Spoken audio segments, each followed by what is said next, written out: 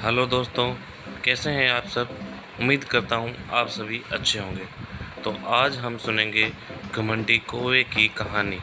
तो चलिए शुरू करते हैं। हंसों का एक झुंड समुद्र तट के ऊपर से गुजर रहा था।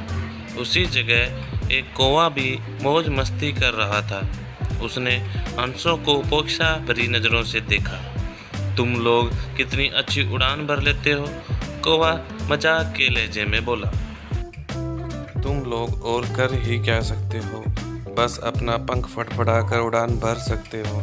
क्या तुम मेरी तरह फुर्ती से उड़ सकते हो, मेरी तरह हवा में कलाबाजियां दिखा सकते हो? नहीं, तुम तो ठीक से जानते भी नहीं कि उड़ना किसे कहते हैं।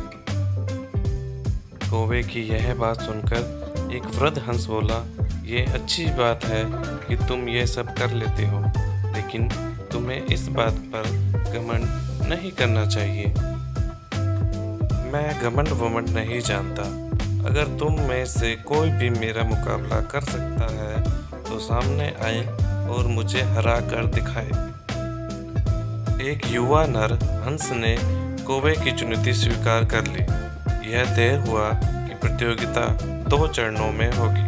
पहले चरण में कौवा अपने करतब दिखाएगा और हंस को भी वही करके दिखाना होगा, और दूसरे चरण में कौवे को हंस के करतब दोहराने होंगे।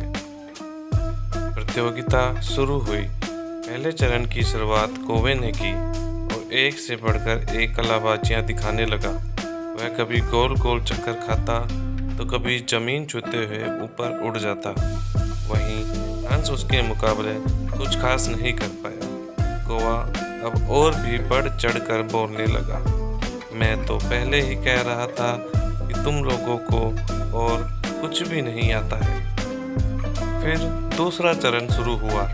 हंस ने उड़ान भरी और समुद्र की तरफ उड़ने लगा। कौवा भी उसके पीछे हो लिया। यह कौन सा कमाल दिखा रहे हो भला, सीधे सीधे उड़ना भी कोई चुनौती है? सच में तुम मूर्ख हो, कौवा बोला। पर हंस ने कोई जवाब नहीं दिया और चुपचाप उड़ता रहा। धीरे धीरे वह जमीन से बहुत दूर होते गए और कौवे का बड़बड़ाना भी कम होता गया और कुछ देर में बिल्कुल ही बंद हो गया।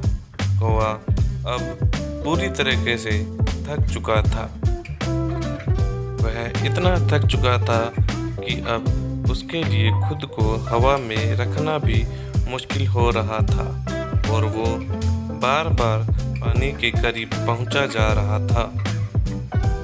हंस कौवे की स्थिति समझ रहा था, पर उसने अनजान बनते हुए कहा, तुम बार बार पानी क्यों छू रहे हो? क्या ये भी तुम्हारा कोई कर्तव्य है? नहीं, कौवा बोला, मुझे माफ़ कर दो, मैं अब बिल्कुल थक चुका हूँ और यदि तुमने मेरी मदद नहीं की तो मैं यहीं दम तोड़ दूंगा। मुझे बचा लो, मैं अब कभी भी घमंड नहीं दिखाऊंगा।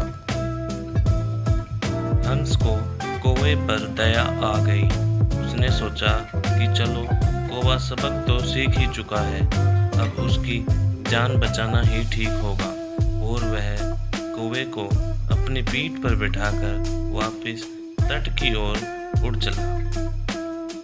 दोस्तों, हमें इस बात को समझना चाहिए कि भले हमें पता हो या ना हो, हर किसी में कुछ न कुछ क्वालिटी होती है जो उसे विशेष बनाती है। और भले ही हमारे अंदर हजारों अच्छाइयाँ हो, पर यदि हम उस पर घमंड करते हैं तो देर सवेर हमें भी कौवे की तरह शर्मिंदा होना पड़ता है। एक पुरानी कहावत भी है, घमंडी का सर हमेशा नीचा होता है। इसलिए ध्यान रखिए कि कहीं जाने अनजाने आप भी कौवे वाली गलती तो नहीं कर रहे हैं। दोस्तों, ये वीडियो आपको कैसी लगी कमेंट में ज़रूर बताएं। अगर अच्छी लगी हो तो वीडियो को लाइक करें और चैनल को सब्सक्राइब करें। धन्यवाद।